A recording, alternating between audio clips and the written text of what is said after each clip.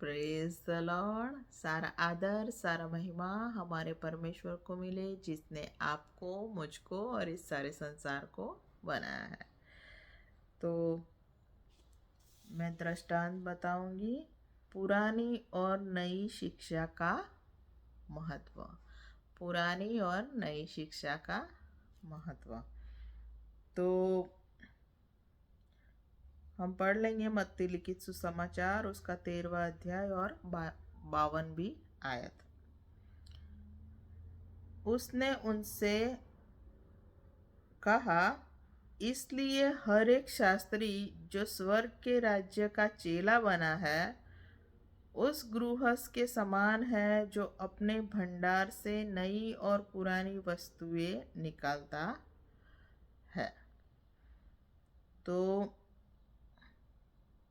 जो ये शास्त्री होता है, जो हम देखते हैं कि यीशु मसीह के समय में जो शास्त्री थे, वो लोग अपने नियम शास्त्र का पूरा मनन करते थे और बारीकाई से पढ़ते थे, उसको समझते थे और लोगों को वो क्या करते थे, बताते थे, लोगों को समझाते थे, प्रचार करते थे कि परमेश्वर की इच्छा के अनुसार उन्हें कैसे जीना है, किस तरह से जीवन बिताना है।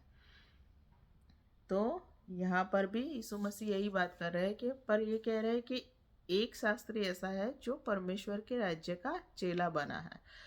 वो परमेश्वर के राज्य का चेला बना है, तभी वो सब बातों को क्या करता है, परमेश्वर की बातों को समझता है, परमेश्वर को जानता है।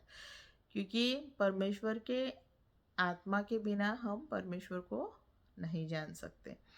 जैसे जब यीशु मसीह ने पतरस से पूछा कि मैं कौन हूँ, तब पतरस ने कहा कि तू मसीह है, परमेश्वर का पुत्र है। तब यीशु मसीह ने कहा कि तुझे मांस और रक्त ने नहीं बताया, लेकिन जो आकाशवासी बाप है उसने तुझे बताया है, इसलिए तुझे ये बात पता है। तो जब तक परमेश्वर किसी बात को रिवील नहीं करता, आप उस बात को समझ नहीं सकते, कोई भी इंसान समझ नहीं सकता। तो जब आप परमेश्वर के राज्य के चेले हैं, तो परमेश्वर आपसे संबंध रखता है और वो आपको अपनी सब बातें बताता है। तो ये भी ऐसा ही है। तो जो शास्त्री है वो अपने भंडार में से नई और पुरानी चीज़ें निकालता है। तो वो दोनों सिखाता है कि नया नियम और पुराना नियम किस तरह से है और इसकी शिक्षा क्या है और उस पर कैसे चलना है और कैसे नहीं चलना है। ये भी हमें सीखना है कि किस तरह से परमेश्वर के राज्य के लिए हमें काम करना है और चलना है परमेश्वर की, और क्या काम नहीं करना है ये भी हमें सीखना है। किस समय क्या बोलना है ये भी हमें सीखना है।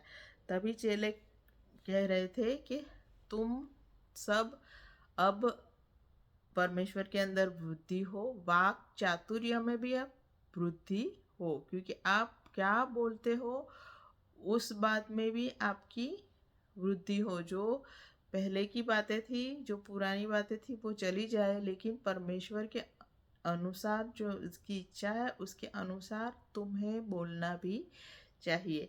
तुम्हें दूसरों की उन्नति के लिए बोलना चाहिए। तो